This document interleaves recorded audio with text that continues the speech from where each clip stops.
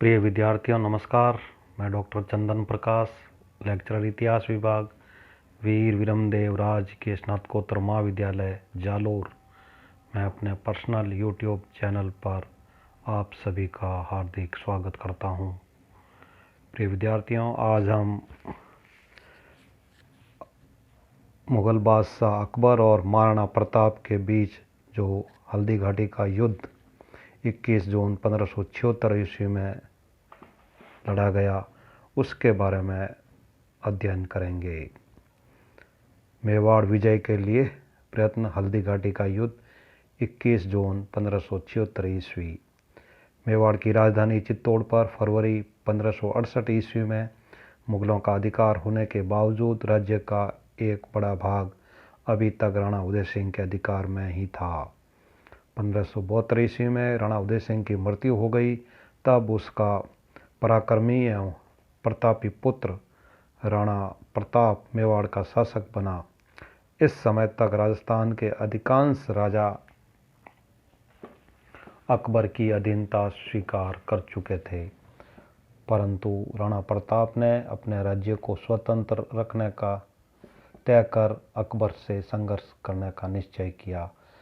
अकबर ने प्रारंभ में मानसिंह, राजा भगवंत दास और राजा टोडरमल को भेजकर राणा प्रताप को उसकी अधीनता स्वीकार करने हेतु शांतिपूर्ण प्रयत्न किए, परंतु राणा प्रताप ने अधीनता मानने से स्पष्ट इनकार कर दिया। तब अप्रैल 1576 ईस्वी में अकबर ने आमेर के कुंवर मानसिंह तथा आसफ खां की अध्यक्षता में एक शक्तिशाली सेना मेवाड़ के शेष भाग को जीतने हेतु भेजी।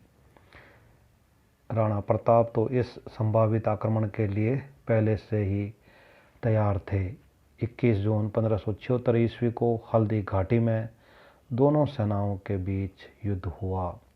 राणा प्रताप का आक्रमण इतना जबरदस्त था कि मुगल सेना का अगला और बायां भाग तितर-बितर हो गया और दाहिना और बीच का दस्ता संकट में पड़ गया। राणा की सेना बहुत छोटी थी, इसलिए वह अपनी इस प्रारंभिक सफलता का लाभ न उठा सकी। अब राणा ने शत्रु के मध्य की सेना तथा बाएं अंग की सेना को हराने के लिए हाथियों द्वारा हमला किया। दोनों पक्ष अब सीधे आमने सामने भिड़ गए। मुगल सेना भागने लगी, लेकिन इसी समय यह अफवाह फैल गई कि बादशाह स्वयं मैदान में आ रहे हैं। अतः मुगल वापस लौट पड़े और उन्होंने जोर से हमला किया, जिसे राजपूत झेल नहीं पाए। शत्रु सेना ने राणा प्रताप को चारों ओर से घेर लिया। ऐसी संकटपूर्ण स्थिति में प्रताप के कुछ स्वामी भक्त सैनिकों ने राणा के घोड़े की लगाम पकड़कर उन्हें युद्ध क्षेत्र से बाहर कर दिया। इस समय बींदा जहला ने राणा प्रताप के मुकुट को अपने माथे पर रखकर मेवाड़ सेना का नेतृत्व किया, लेकिन अब उनकी हिम्मत टूट चुकी थी और वे युद्ध क्षेत्र से भागने लगे।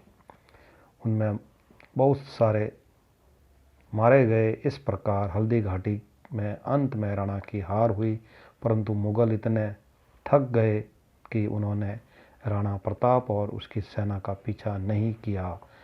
गोगुंदा, जिसे राणा प्रताप ने खाली कर दिया था, राजा मानसिंह ने दूसरे दिन उस पर अधिकार कर लिया, परंतु उससे आगे उन्हें कोई विशेष सफलता नहीं मिली। अकबर ने मानसिंह को वापस बुला लिया। उसके पश्चात भी अकबर शाहबाज खां, सैयद कासिम, सैयद राजू और सैयद हासिम जैसे अनुभवी सरदारों को भेजकर मेवाड़ से युद्ध करता रहा, परंतु राणा प्रताप ने उसका आधिपत्य स्वीकार नहीं किया। इस दौरान महाराणा प्रताप व उसके परिवार को पहाड़ों में रहते हुए अनेक कष्ट उठाने पड़े, किंतु 1585 ईस्वी के बाद अकबर के उत्तरी पश्चिमी सीमा की ओर ध्यान देने से राणा पर दबाव कम हो गया। प्रताप ने इस अवसर का लाभ उठाया और 1597 ईस्वी में अपनी मृत्यु से पहले चित्तौड़ और मांडलगढ़ परगने को छोड़कर बाकी समस्त मेवाड़ पर पुनः अपना अधिकार स्थापित कर लिया। महाराणा प्रताप की मृत्यु के बाद भी उसके उत्तराधिकारी राणा अमर सिंह के विरुद्ध अकबर ने सेनाएं भेजी, किंतु वह पूरे मेवाड़ को जीतकर उसे अपने राज्य में नहीं मिला सका। इस प्रकार मेवाड़ व अकबर का संघर्ष न केवल राजस्थान के इतिहास में बल्कि भारतवर्ष के इतिहास में एक गौरवपूर्ण स्थान रखता है। इस प्रकार विद्यार्थियों, आज हमने मुग़ल बादशाह अकबर की मेवाड़ विजय और हल्दी घाटी के युद्ध के बारे में विस्तार से अध्ययन किया है। Very thanks.